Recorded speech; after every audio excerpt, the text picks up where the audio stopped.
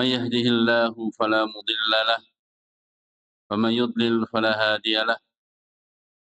أشهد أن لا إله إلا الله وحده لا شريك له إقرارا به وتوحيدا، وأشهد أن محمدا عبده ورسوله وسلم تسليما مزيدا. قال الله تعالى: يا أيها الذين آمنوا اتقوا الله وقولوا قولا سديدا يصلح لكم أعمالكم ويغفر لكم ذنوبكم ومن يطع الله ورسوله فقد فاز فوزا عظيما. أما بعد فإن أحسن الكلام كلام الله تبارك وتعالى، وخير الهدى هدى نبينا محمد صلى الله عليه وسلم، وشر الأمور محدثاتها فإن كل بدعة ضلالة. Masyaallah muslimin, bapak-bapak, ibu-ibu yang dimuliakan oleh Allah, alhamdulillah kita memuji dan bersyukur kepada Allah Subhanahu wa taala yang mana berkesempatan yang berbahagia ini Allah kumpulkan kita di tempat ini. Semoga pertemuan kita pertemuan yang diridhai oleh Allah dan perpisahan kita perpisahan yang dirahmati. Baik, untuk menyingkat waktu kita lanjutkan pembacaan kita Syarah Minhajul Haq yang ditulis oleh Syekh Al-Alamah Abdurrahman bin Nasir As-Sa'di. Kita kemarin sudah membahas tentang tazkiyatun nufus. Kita membaca bait berikutnya, yakni bait yang ke-43. Wa jammil binushil khalqi qalbaka innahu la'a'la jamalin lil qulubi wa ajwadu. Wa jammil, dan perbaikilah hatimu binushil khalqi, dengan cara menasihati, saling nasihat menasihati sesama makhluk.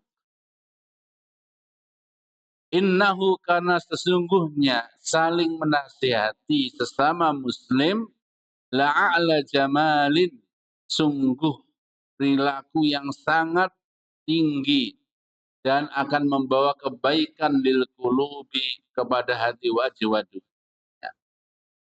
Jadi bab ini, bait ini Asy-Syaikh ingin menyebutkan, ya, setelah kemarin bait sebelumnya kita dianjurkan untuk watahhir qalbaka min kulli afatin, dan bersihkan hatimu dari segala kotoran. Maka bait berikutnya adalah di antara kiat usaha untuk memperbaiki hati, ada bait ini dan satu bait berikutnya. Ya. Yani di bait ini adalah tentang kita memperbaiki hati kita dengan an-nush, nasihat. Saling menasihati sesama muslim. Beliau katakan, wa jammil binushil khalqi qalbaka, ay hallihi wa zayyinhu, kullihi wa zayyinhu daiman wa abadan binushi lil khalqi. Hiasilah, riaslah hatimu. Dengan apa? Dengan selalu menasihati sesama muslim. Saling menasihati sesama muslim. Karena saling menasihati sama muslim itu ada suatu perintah. Suatu kewajiban. Para ulama ini berselisih. Apa hukum menasihati, menegakkan amar ma'ruf, nasihat sama muslim? Ibnu Hazm mengatakan itu fardu ain. Sebagian lagi mengatakan fardu kifayah. Sebagian lagi merinci. Kalau nasihat itu semuanya, misalnya ada suatu pelanggaran syar'i. Pelanggaran syar'i, ada satu orang melanggar syariat. Ada jumlahnya satu, semuanya menjadi fardu ain. Semuanya harus melaksanakan. Kalau salah satu sudah melaksanakan, maka selesai. Tapi sebelum ada yang melaksanakan, maka semuanya akan menjadi kewajiban. Paham nggih maksudnya?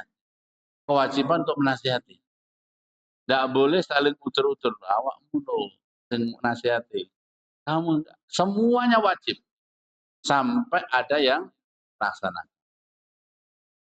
Kembali lagi merinci lagi menasihati di sini, jika dia yang tahu dan itu mudaratnya besar, maka dia wajib mencegahnya. Wajib. Maka ini ada rincian, insya Allah kita bahas nanti. Maka kembali seorang muslim itu dituntut untuk selalu nasihat kepada saudara muslim yang lain. Tidak mengkhianati mereka. Tidak mau menasihati itu sama dengan berkhianat kepada saudara muslim. Seorang muslim yang jatuh maka tugasnya saudara muslim yang lain adalah mengangkat, membangunkan, membantu untuk kembali bisa berdiri. Seorang muslim, saudara yang jatuh dalam kemaksiatan, maka kewajiban kita. Unsur akhaka al-zalim awil madlum. Tolonglah saudaramu yang zalim maupun yang dizalimi. Wan nasihat didduha al-ghish. Nasihat itu lawannya khianat. Kita nggak mau amar ma'ruf nahi mungkar itu khianati. Mengkhianati persaudaraan sesama apa? Muslim. Kan al-muslimu akhul muslim. Seorang muslim itu adalah saudara muslim yang lain. Al-muslimu akhul muslim. Seorang muslim itu saudara muslim yang lain. Namanya saudara. Namanya saudara itu kalau ada sesuatu yang baik diberitahu atau disembunyikan? Hah? Diberitahu. Betul? Namanya saudara sejati itu kalau ada saudaranya terjatuh mendapatkan musibah ditolong atau dibiarkan? Ditolong. Maka di antara bentuk mengkhianati saudara muslim yang lain adalah ketika ada suatu kebaikan kemudian tidak diberitahu. Ketika ada keburukan tidak diingatkan. Itu namanya ghish lawan anus. Makanya dalam sebuah hadis yang masyhur Rasulullah bersabda ad-dinu nasihah. Agama itu nasihat. Qulna liman, kami berkata kepada siapa ya Rasulullah nasihat? Lillahi wa li kitabi wa li rasulihi wa li a'immatil muslim wa amatihim. Nasihat untuk Allah, artinya kita harus beriman kepada Allah, pada kitabnya, mengimani kitabnya, melaksanakan apa yang ada di dalamnya. Demikian juga kepada Rasulullah, artinya nasihat kepada Rasulullah adalah dengan meneladani, mengikuti petunjuk-petunjuk Rasulullah. Kemudian li a'immatil muslimin, pada pemimpin muslim dengan cara yang benar, demikian juga pada seluruh masyarakat muslim. Satu prinsip kata beliau, wa takunu an-nasihatu lahum bi ayyuhibba lahum ma yuhibbu li nafsi. Satu pondasi utama di dalam nasihat itu, karena kita merasa dia adalah saudara saya, dia adalah keluarga besar yang diikat dengan ukhuwah Islamiyah, maka ayyuhibba, ya, dia mencintai kepada saudaranya apa yang dia cintai. Kok ini ada baik itu dunia akhirat. Ya, ini nasihat dunia akhirat yang jelas kebaikan.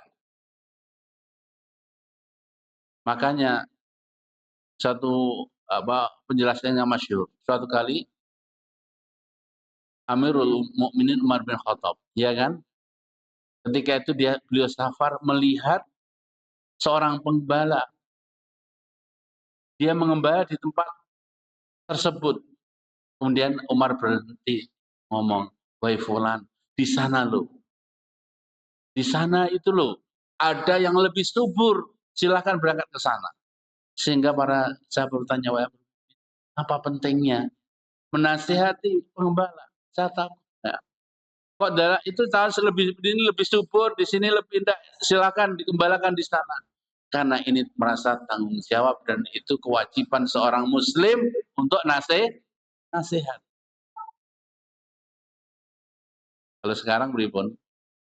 Sekarang kadang kaum muslim kalau urusan dunia, kalau bisa dipek sendiri kan gitu ya. Mau nasihat, nah ini jadi pesaing saya. Takut. Padahal seorang muslim itu harus nasihat.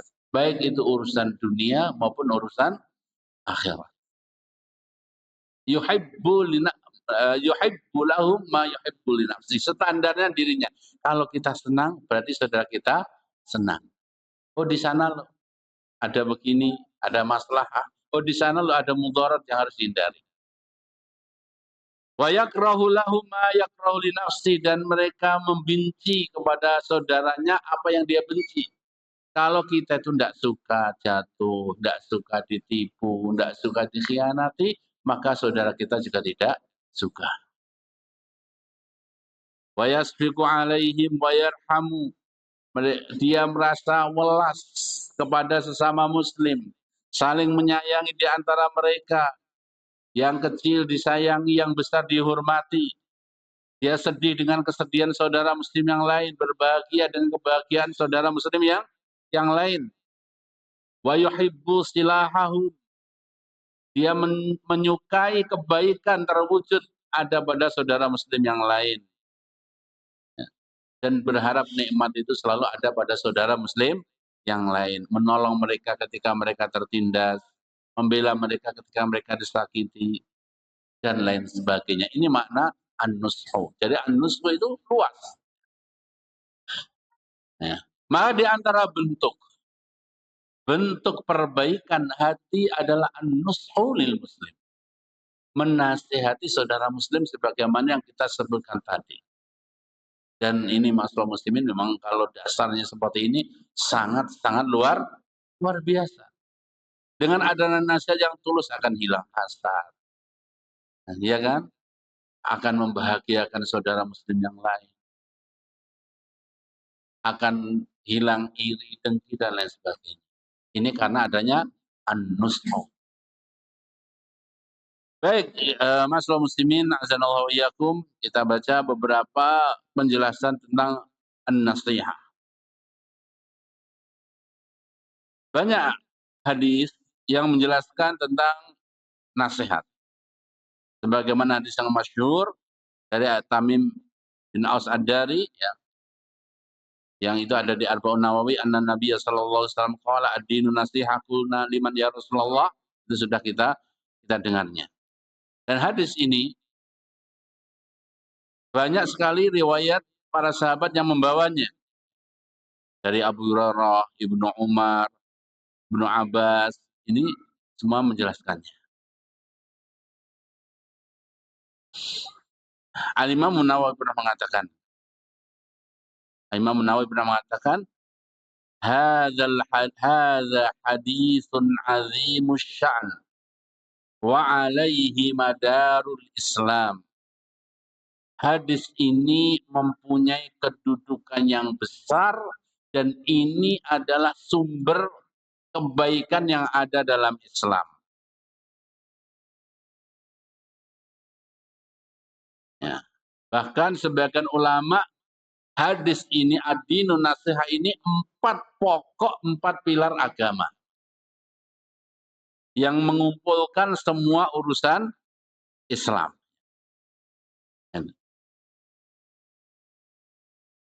Adapun definisinya sudah kita bahas tadi, yang intinya kalimatun, ya, an-nasihah kalimatun yughayyiru biha an jumlatin wa iradatu khair lil mansukh. Satu kalimat, satu perbuatan yang itu tujuannya terwujudnya kepada kebaikan kepada orang yang dinasihati.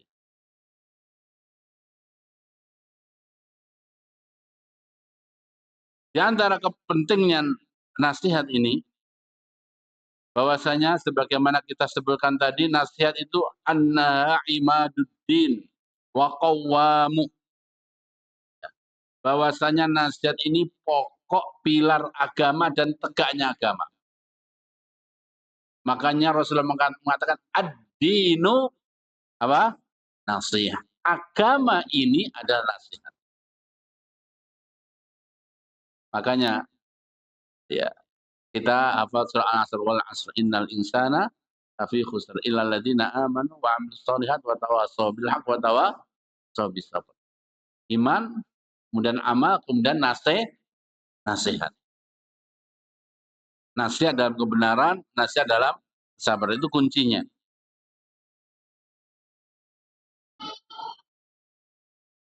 Nasihat adalah tugas yang Allah embankan kepada seluruh nabi dan rasul. Jadi yang pertama, pentingnya nasihat ada pilar dalam agama. Yang kedua, nasihat itu adalah tugas yang Allah embankan kepada seluruh nabi dan rasul. Nah, misalnya Nabi Nuh, Allah katakan uballighukum risalata rabbi wa ana lakum nasihun amin. Aku menyampaikan kepada kalian risalah Rabbku dan aku adalah nasih, orang yang memberi nasihat, amin lagi terpercaya. Uballighukum risalati rabbi wa ana lakum wa ansahu lakum. Ya. Wa ansahu lakum, aku menasihati. Kalau Nabi Nuh kalimat risalati rabbi wa ansahu lakum, aku menasihati kepada kalian. Kemudian kalau Nabi Hud juga demikian. Ini dalam surah Araf. Uballighukum risalati rabbi wa ana lakum nasihun amin. Kalau Nabi Nuh juga ansahu lakum. Nabi Hud nasihun, pemberi nasihat amin yang terpercaya. Nabi Syuaib juga begitu. Uballighukum risalati rabbi wa nasahtu lakum. Aku memberi nasihat kepada kalian. Demikianlah seluruh nabi adalah sang pemberi nasihat. Ini berarti pekerjaan yang sangat besar. Bahkan Rasulullah itu mengambil baiat sahabatnya, diantaranya adalah nasihat. Rasulullah mengambil baiat orang yang mau masuk Islam dengan nasihat. Dalam sebuah hadis dari Jarir bin Abdullah radhiyallahu qala bay'atu Rasulullah. Ya. Jarir bin Abdullah ini mengatakan saya berbaiat kepada Rasulullah SAW. Ala iqamis salat, menegakkan salat, wa ita'iz zakat, membayar zakat, wa nus likulli muslim, menasihati sesama muslim. Bentuk baiatnya. Banyak sekali ya. Termasuk yang amal khairiyah, kuntum khaira ummatin ukhrijat linnas. Nasihat termasuk bagian di situ ada al-amru bil ma'ruf wa nahi 'anil munkar. Itu juga nasihat. Sifatnya orang-orang beriman, sifatnya orang-orang soleh, itu adalah mereka orang-orang yang menegakkan nasihat ini. Baik, kemudian masalah muslimin, hal yang terpenting. Nasihat kita sudah paham nasihat. Terus bagaimana kita dalam memberi nasihat. Kadang niat baik, kalau caranya tidak baik menjadi apa? Taka, kan gitu ya. Niat baik, cara yang tidak baik akan menjadi musibah. Maka ada beberapa hal yang dinasihatkan oleh para ulama. Yang pertama adalah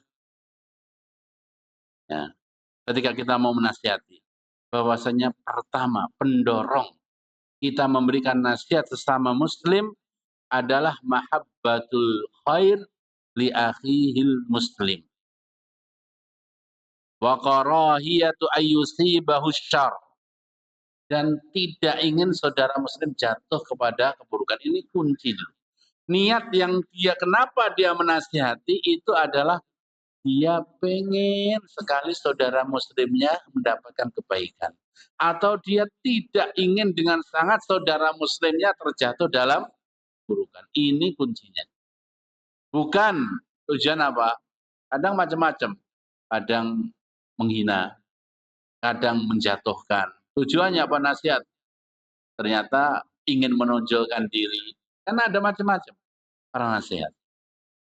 Maka tujuan yang harus kita garis bawahi adalah keinginan yang besar terwujudnya kebaikan pada saudaranya. Atau saudaranya terhindar dari keburukan. Ini sebagaimana yang kita sebutkan tadi, membenci, mencintai apa yang dia cintai untuk dirinya, membenci dengan saudaranya terjatuh dalam keburukan sebagaimana dia membencinya.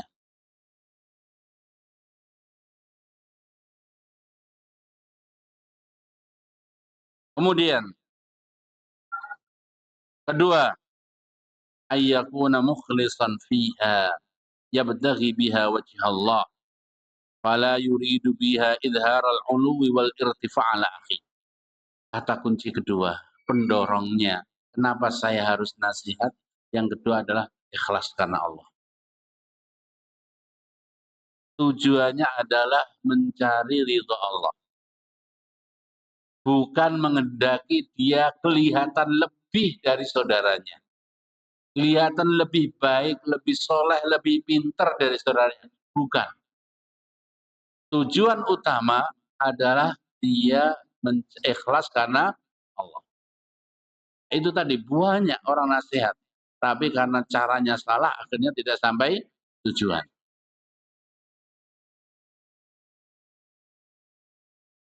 Kadang nasihat tidak kelihatan, tapi ternyata di situ setan masuk. Dia merasa bangga. Merasa bangga ketika dia menasihati, atau dia tahu celahnya seorang ulama, nasihati di depan forum biar kelihatan pintar. Nah, itu meragukan keikhlasannya. Bahkan seringnya itu adalah menjatuhkan.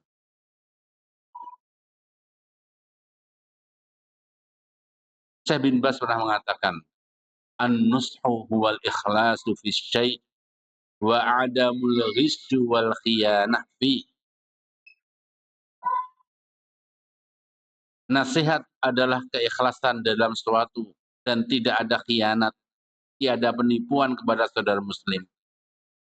Fal muslim, seorang muslim itu karena mengetahui besarnya kedudukan saudaranya dan betapa dia mencintai saudaranya, maka dia memberi nasihat. Ya. Akhirnya yuwajihu ila kulli ma yanfa'u. Dia bagaimana memberikan apa? Nasihat dengan nasihat yang spesial. Contohnya, ada satu kisah.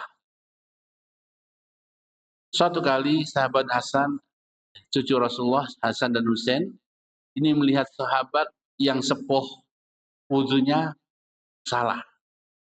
Wudunya salah. Kita pernah dengar itu mungkin ya. Wudunya salah. Wah, ini. Kemudian ini sahabat Hasan dan Husain masih kecil. Gimana cara menasihati syekh yang sepuh ini? Orang yang tua ini. Akhirnya ini Hasan dan Husain ini ngomong, wahai syekh, wahai Pak, sahabat senior kan sepuh ya. Ini kita itu berselisih tentang wudhu yang benar itu gimana. Coba jangan lihat, saya itu wudhunya kayak gini. Hasan memberikan contoh wudhu yang terbaik. Kemudian Husain beri contoh wudhu yang terbaik. Akhirnya gimana wudhu saya gimana, yang benar yang mana? Akhirnya saya ini, Allahu Akbar. Kamu semua benar, saya yang salah. Kamu benar, saya yang salah. Ya, Masya Allah ya. Cara nasihat yang tepat. Ketepatan contoh manusia akhirnya membuahkan hasil kesadaran daripada orang yang dinasihati. Baik, selanjutnya. Hendaknya ketika menasihati itu tidak menghendaki untuk ta'yir wa tabkid. Jadi untuk Jawanya itu ngeleh kesalahan atau membuat dia sedih. Kan ada nasihat itu akhirnya malah menyingkap kesalahan. Ya. Ta'yir, jadi ta'yir itu yang ngeleh nih bahasa Jawa ya, bahasa Indonesia ini apa? Ya salah loh, tapi ya, lek diulang-ulang terus itu kalau jadinya menyakitkan. Gitu.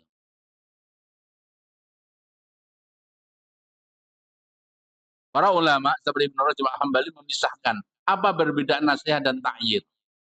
Apa bedanya nasihat dan ta'yid? Jadi nasihat dan ngelehnin itu apa bedanya? Kalau nasihat itu rohnya, itu karena persaudaraan dan rasa cinta. Nasihat itu munculnya karena sewayang dan cinta.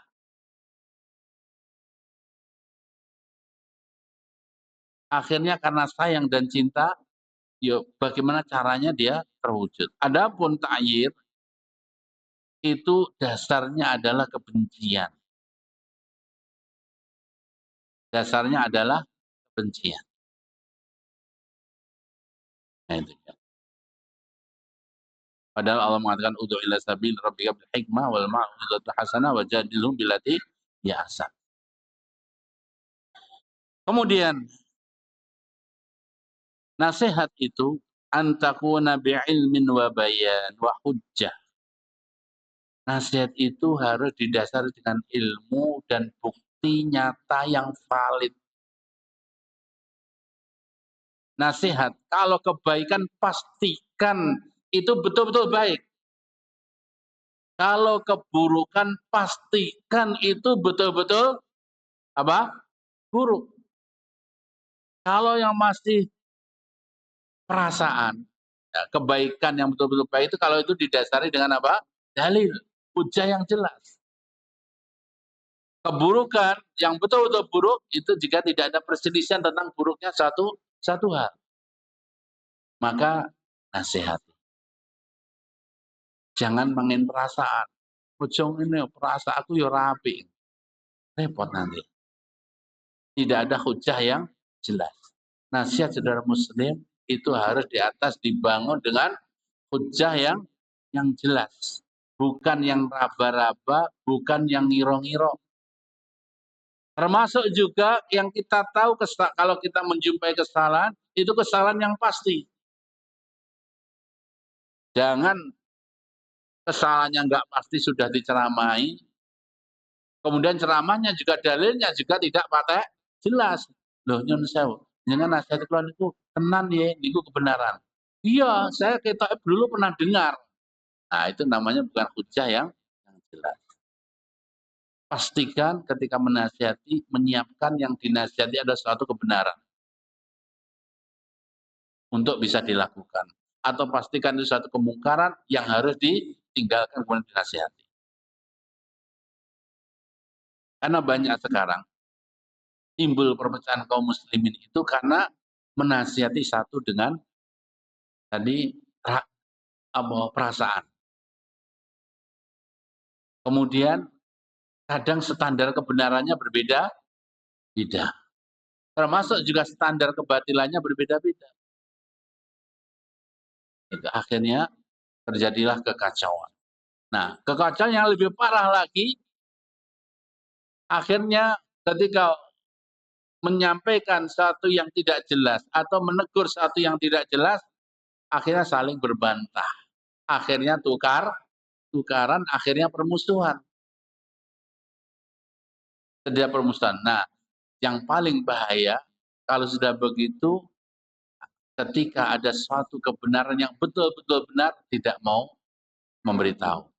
Kalau sudah ada kebatilan yang betul-betul batil, tidak mau memberitahu. Udah jelas saudaranya misalnya tidak sholat ya, tidak mau Jumatan. Itu kan sudah jelas kemungkaran. Dibiarkan. Sudah jelas minum khamr itu haram, dia minum kemudian dibiarkan. Ini bahaya sekali. Yang Allah katakan, "Lu'inal ladzina kafaru min bani Israil ala lisani Dawud wa Isa bin Maryam, dzalika bima asaw wa kanu ya'tadun, kanu la yatanahawna 'an munkarin fa'alu, labisa ma kanu yaf'alun." Laknat Bani Israel oleh lisannya Nabi Daud dan Nabi Musa dan Nabi Isa. Apa sebabnya? Dzalika bima asaw wa kanu ya'tadun, karena itu mereka maksiat dan mereka melampaui batas. Kanu la yatanahawna 'an munkarin fa'alu. Mereka tidak mau mencegah kemungkaran, bahkan fa'alu yang saudara yang mereka lakukan, yang dilakukan oleh yang lainnya. Kanu la yatanahawna 'an munkarin fa'alu, mereka tidak mau saling mencegah dari kemungkaran yang telah dilakukan, yang terjadi di tengah-tengah mereka. Dalam tafsir Ibnu Katsir dalam pas ayat ini bahwasanya Bani Israel itu ketika menasihati pertama, ketika ada seorang melakukan maksiat, dia mengatakan, "Ittaqillah, bertakwalah kepada Allah." Ini mungkar, jangan dilakukan. Kemudian besoknya masih dilakukan lagi.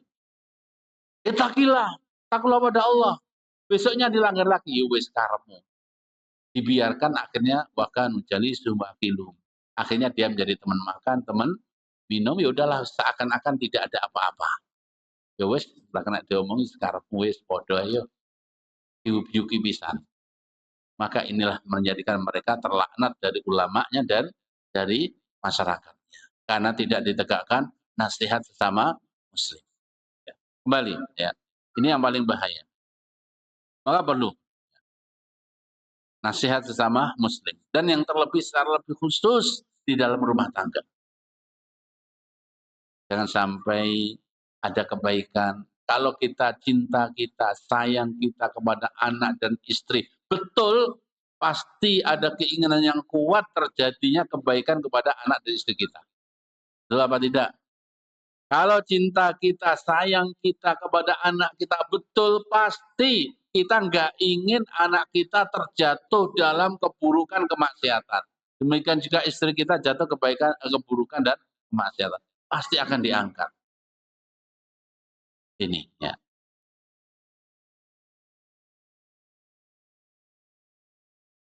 Kata Syekh Sa'di, minal hikmati ad-da'wah bil ilmi la bil jahli wal bada'atu bil ahammi fal ahammi wa bil aqrabi ilal adhani wal fahmi wa bima yakunu qabuluhu atam wa bir rifqi wal lin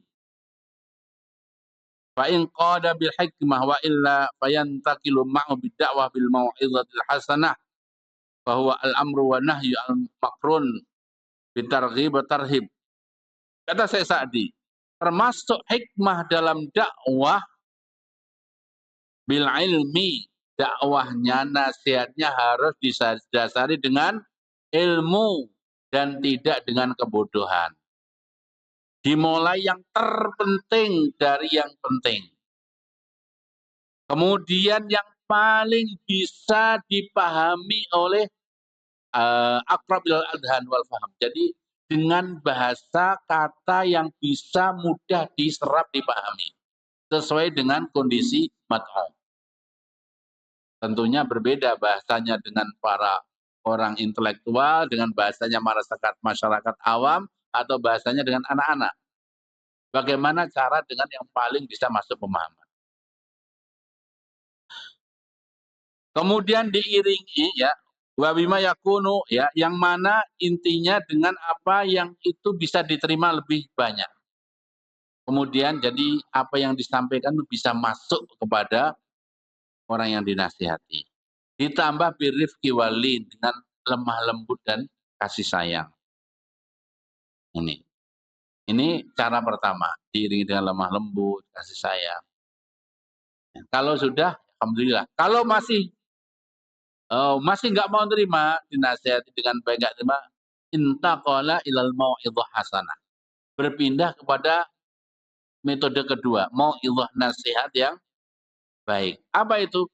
Tunjukkan dalil perintahnya, tunjukkan dalil larangannya, kemudian tunjukkan perintah itu dengan targhib. Kalau itu perintah, motivasi hadis-hadis yang menyebutkan ini keutamaannya, ini fadilahnya. Kalau ini suatu kemungkaran, ini ancaman-ancamannya. Kemudian kalau sudah metode ini nggak bisa juga, dengan cara berikutnya ada dengan diskusi. Menghilangkan kerancuan, bisa jadi misal ada keluarga yang mohon maaf masih merokok. Ya merokok. Diingatkan, panggah merokok. Nggak memban. Oh ternyata di situ di kepalanya ada syubhat, ada kerancuan. Merokok lo nggak apa-apa menurut saya. Ya, nggak apa-apa. Enggak, Banyak orang Islam rokok semuanya. Se-Indonesia itu jutaan. Masa semuanya mereka dosa? Akhirnya dia ada subhat, ada kerancuan. Maka ini harus jeda, diskusi dengan cara yang baik.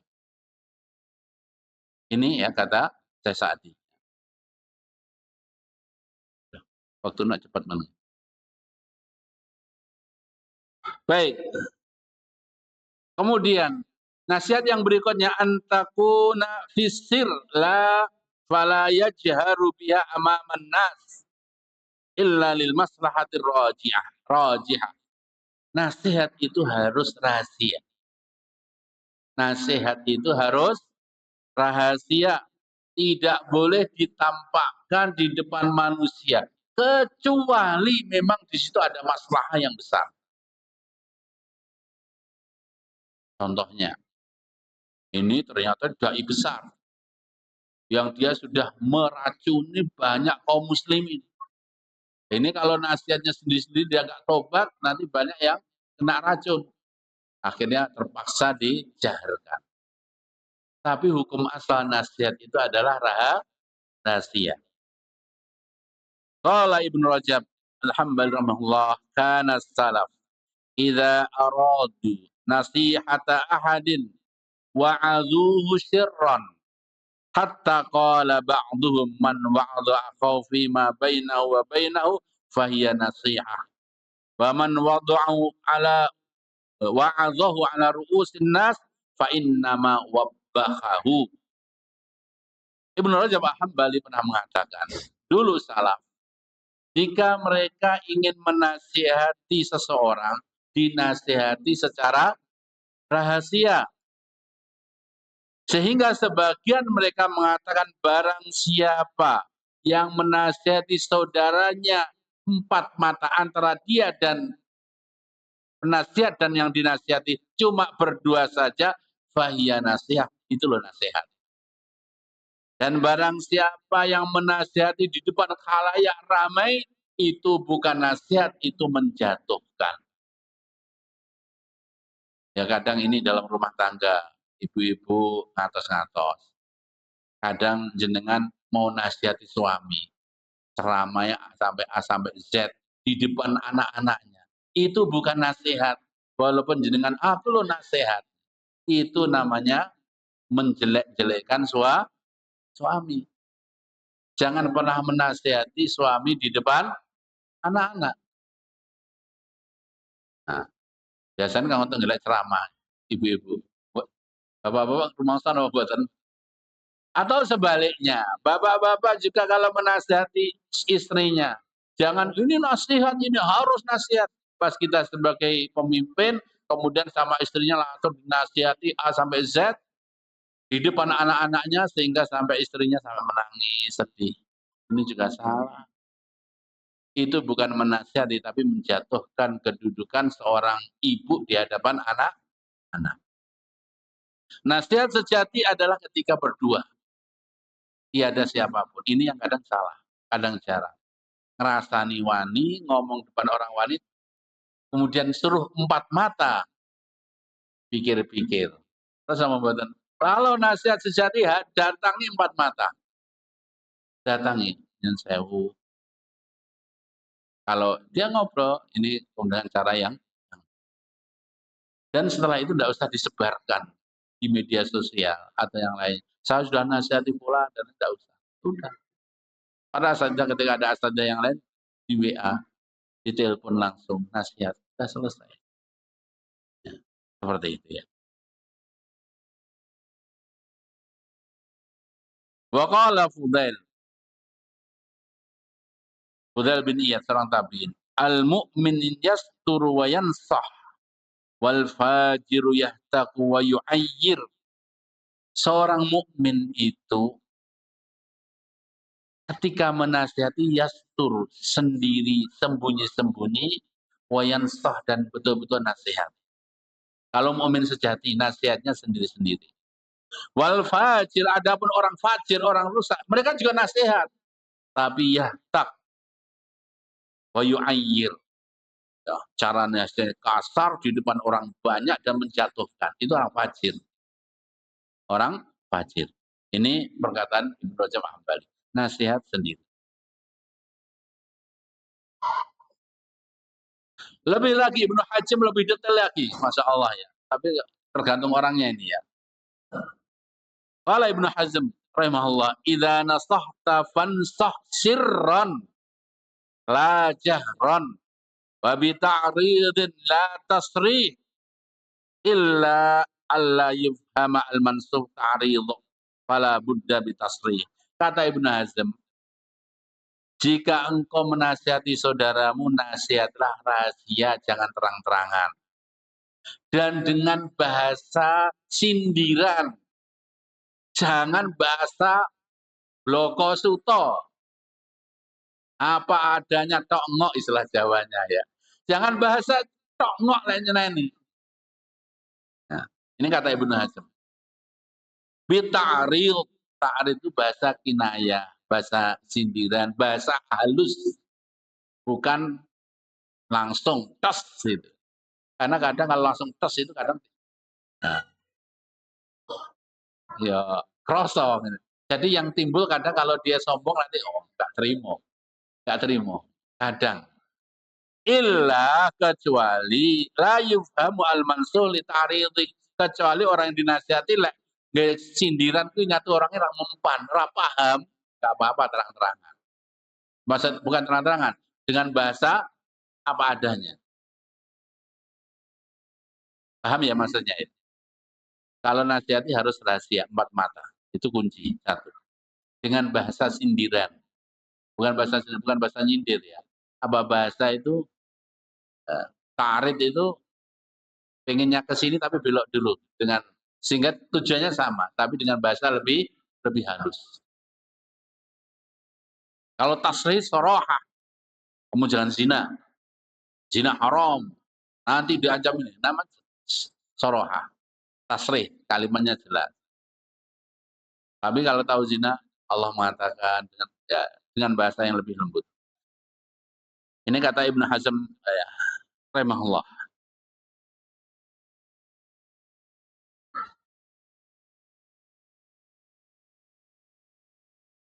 Ya. Kata beliau, indah akhlaku wasiar ya. Bahwasanya terang-terang itu boleh ya, sebagaimana saya sebutkan tadi. Nasihat terang-terangan boleh jika di situ memang ada masalah yang rajih, yang masalah ketika terang-terangan itu memang ada manfaatnya yang besar. Nah, kemudian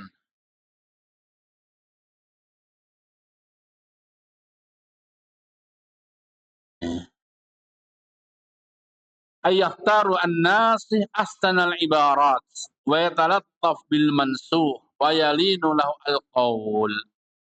Hendaknya orang nasihat itu dengan bahasa yang ahsan, dengan bahasa yang kuat, betul-betul bagus, ditata, disiapkan dengan betul, saya menasihati dengan bahasa yang sebagus mungkin.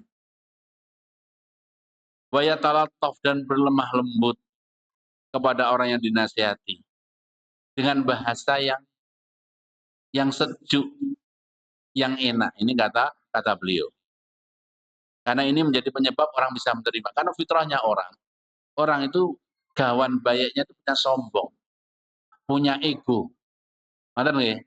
Sehingga kalau dinasihati itu biasanya kalau nasihatnya agak kasar sedikit, itu nanti yang akan membusukkan dada, akan menolak. Ini terlebih dalam rumah tangga ini. Ini nasihat untuk Bapak Ibu semuanya. Di dalam rumah tangga, Ibu menawi nasihati bapak-bapak, jangan sampai dengan bahasa yang kasar.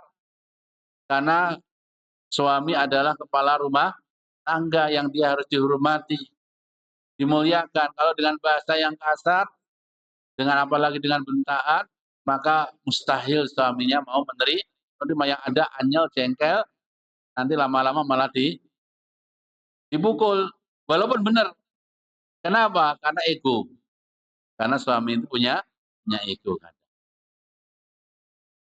Maka dengan bahasa yang sebaik mungkin, dengan bahasa selembut mungkin, dengan memilih kata yang terindah di waktu yang paling paling tepat. Nah, kemudian berikutnya adalah penasihat ayyasbiru an-nasi ala ma qad yalhaqahu min adzabi sababi nusahi. Hendaknya dia sabar kalau nasihati ternyata dia mendapatkan yang tidak diharapkan. Nasihati dengan cara yang bagus, yang sopan malah dipukul. Nasihati dengan cara yang sopan malah dialok, didelok, dicaci maki. Sabar. Jangan balas mencaci. Rasulullah orang yang terbaik menasihati umatnya, menasihati dengan bahasa yang lembut, bahasa yang sopan, diludahi. Rasulullah yang begitu baik menasihati dengan siapa yang lain malah disakiti. Itu fakta yang ada. Maka hendaknya seorang bersabar di dalam ketika beri nasihat. Dan jangan ada muisti'jal, jangan tergesa-gesa dan berputus asa dalam beri nasihat. Wis tak nasihati pisan pindo ping telu yo wis. Enggak boleh. Enggak boleh kita punya alasan sudah saya nasihati oh Pak Ustadz. Sudah sekali tak nasihati, dua kali tak nasihati, tiga kali nasihati yo wis. Akhirnya dibiarkan, enggak boleh. Harus sabar. Bisa jadi hati itu mau menerima setelah 100 nasihat yang kita berikan. Bisa jadi istri kita bisa menerima nasihat kita dari sekian kali nasihat, dijak ngaji, dirayu-rayu, tidak mau. Setiap hari dijak dirayu, setelah 3 tahun mau. Ya kan banyak gitu. Setelah melihat akhlak kita, kebaikan kita, dengan kelembutan yang kita sampaikan, akhirnya setelah berapa tahun mau menerima. Maka seperti itulah nasihat. Harus bersabar ketika memberikan nasihat. Kemudian kitman usir, menyembunyikan rahasianya, menutupi saudara muslim. Ya. Jadi setelah nasihat tidak usah diumbar. Oh, saya udah nasihati fulan-fulan dia jatuh gini. Ah, itu namanya nggak nasihat jadinya. Dirasani berdinasihati. Tidak boleh. Udah kalau jadi nasihati empat mata sudah diem. Walaupun ada orang cerita, oh fulan kemarin melakukan begini-begini, diem. Jangan kita ikut-ikutan. Ini seorang muslim yang sejati yang mencintai terjadinya kebaikan kepada saudaranya.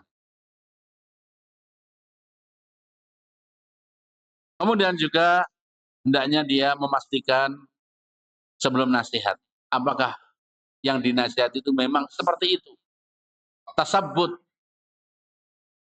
Tasabbutul amr, memastikan perkaranya. Kita dengar si fulan tidak mau sholat Jumat. Benar enggak? Kanu isu. Barangkali itu hanya opini. Atau barangkali itu fitnah. Ternyata tidak seperti itu. Tasabut, pastikan.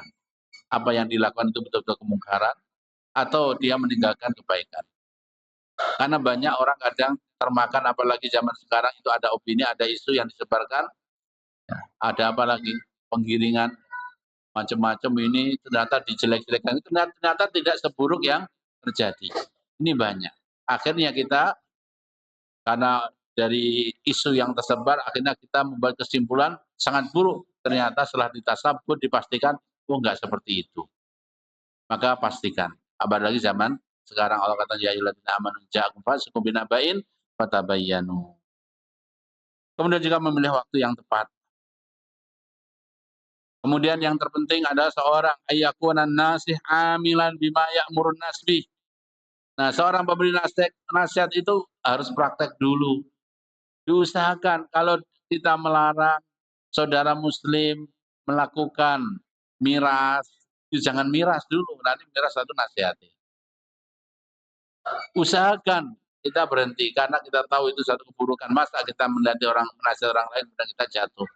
Atau kita menasihati orang lain untuk melakukan satu kewajiban kemudian kita meninggalkan kewajiban. Kecuali perkara sunnah. Kecuali perkara sunnah. Kalau perkara sunnah itu kita bisa. Paham ya maksudnya? Kita bisa. Walaupun para ulama salaf dulu mereka tidak mau kecuali harus mempraktikkan walaupun sekali. Misalnya, ada perkara sunnah sholat malam. Kita nggak pernah sholat malam, tapi nasihat ayo monggo sholat witir, sholat malam. Kita sholat malam. Itu perkara sunnah. Nah, kita boleh. Ya. Walaupun kadang, tapi kita harus berusaha. Tetap ada usaha, ada ikhtiar untuk melakukannya. Nanti ada pembahasan sendiri bagaimana orang yang terjatuh kemungkaran kemudian masalah kemungkaran. Kecuali juga ketika melihat secara langsung. Ketika melihat secara langsung, mengetahui secara langsung dan pasti suatu kemungkaran, walaupun dia melakukan kemungkaran maka dia harus mencegahnya juga. Atau dia melihat walaupun dia belum melakukan kewajiban, ketika ada kewajiban ditinggal dan dia tahu langsung, maka dia harus memerintahkannya. Walaupun belum melakukan. Karena kalau tidak, maka dia akan jatuh dua dosa. Dosa tidak mau amar ma'ruf atau dosa tidak mau nahi mungkar, dan kemudian dosanya tidak melakukan atau tidak meninggalkan tadi. Demikian beberapa hal yang berkaitan dengan amar ma'ruf nahi mungkar, nasihat sama muslim, ya.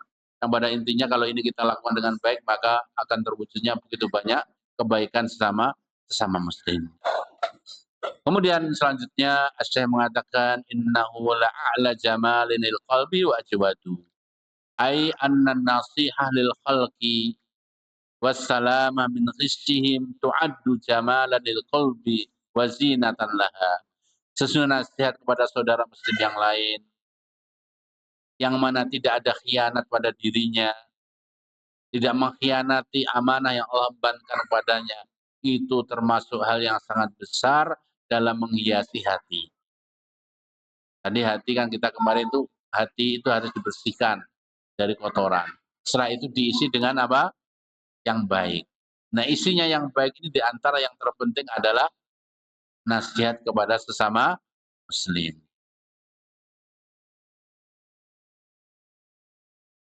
Bal ya ajmalu wa ajwadu ma yatajammalu bi al-qulub wa tatahalla.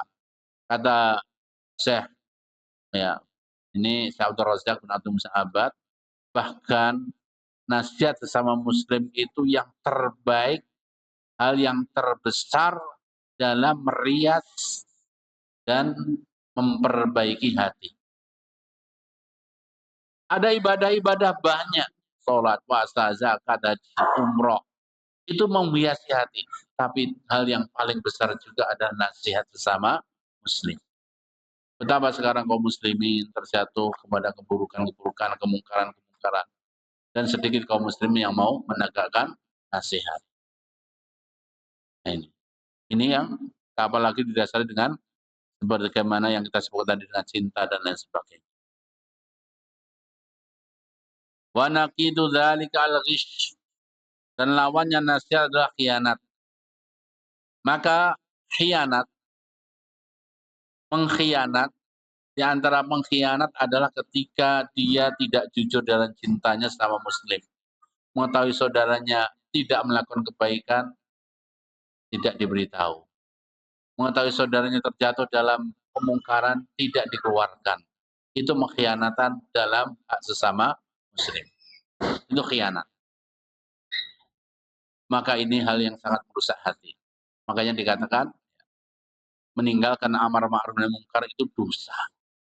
Bahkan mendatangkanlah banyak hukuman ancamannya. La ta'murunna bil ma'ruf wa la tanhawunna 'anil munkar. Kalian merintah yang harus memerintahkan yang ma'ruf, harus mencegah yang mungkar, atau Allah turunkan musibah yang merata dan kalian berdoa tidak akan dikabulkan oleh Allah. Angkat tangan sampai nangis-nangis tidak dikabulkan. Musibah datang tiada bertubi-tubi, doa tidak dikabulkan gara-gara tidak mau amar ma'ruf nahi munkar. Banyak ancaman-ancaman, sangat banyak hadis-hadis tentang ancaman orang yang meninggalkan nasihat sesama muslim. Musibah-musibah sangat banyak. Maka sebagaimana tadi kita sebutkan juga mendatangkan laknat. Hal yang memperburuk, yang merusak hati adalah meninggalkan nasihat sesama muslim. Semoga Allah mudahkan kita untuk melaksanakan hal ini. Kita bisa saling menasihati karena Allah. Nasihati didasari cinta, nasihat didasari dengan lemah lembut. Mungkin itu yang bisa saya sampaikan. Pertanyaan ya.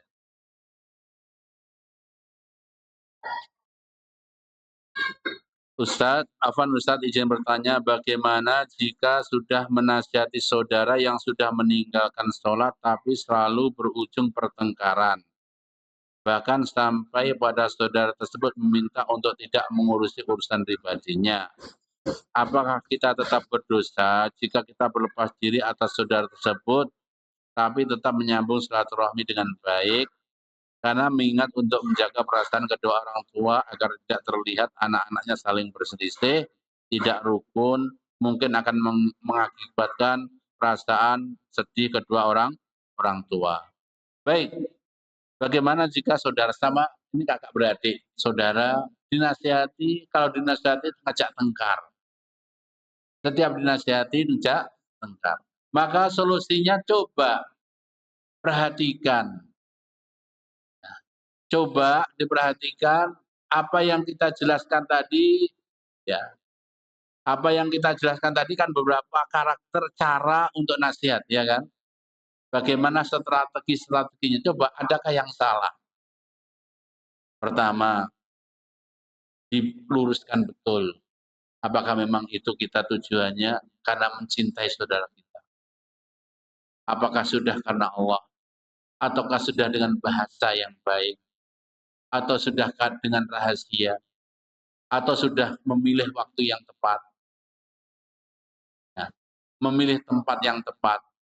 Atau membawa perantara-perantara? Karena bisa jadi, ya, ini tadi disebutkan ya, termasuknya adalah sebelum nasihat itu membawa hal-hal yang mendatangkan kelembutan hati.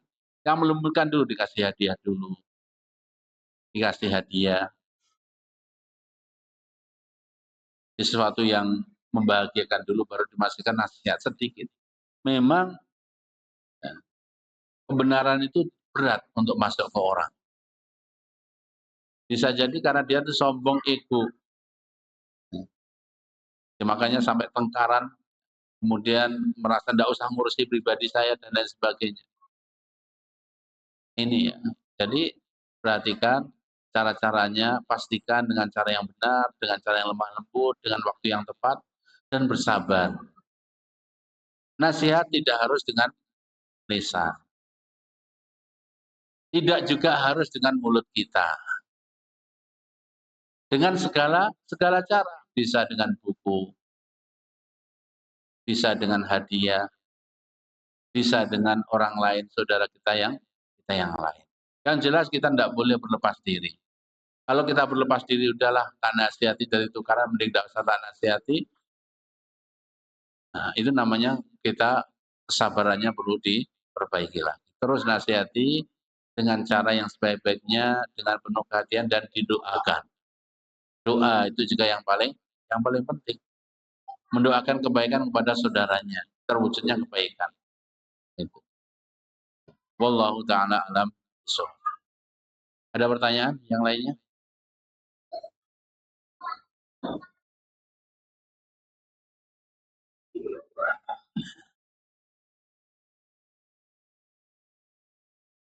Kalau nggak ada, kita cukupi. Subhanakallahumma bihamdik.